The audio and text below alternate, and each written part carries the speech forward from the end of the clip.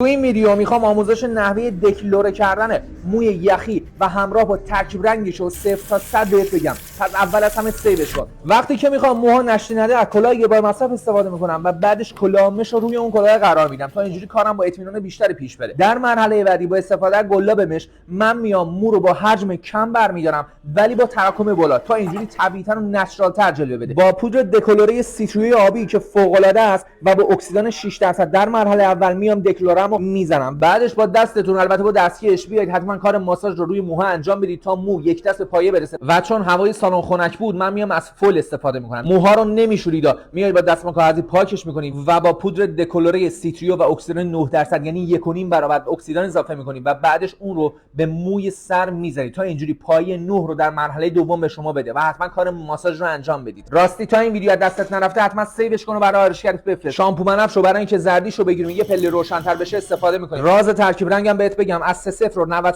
که نقره‌ای و واریاسیون نقره‌ای همراه با اکسیدان 9% استفاده میکنیم تا اینجوری کار خیلی خفنی رو ما ایجاد کنیم. میایم ترکیب رنگ رو به کل موی سر میزنیم و بعدش دوباره شستشو میدیم و اینجوری میتونید یک کار خیلی خفن و طبیعی رو اجرا بکنید. من بهت میگم که این آموزش و این ویدیو خیلی فوق العاده است. اگه آرایشگر داری براش بفرست تا اون هم بتونه با دیدن این ویدیو 0 تا 100 کار خفن و رنگ نچرال و طبیعی نقره‌ای رو در بیاره. برای بالا رفتن انرژی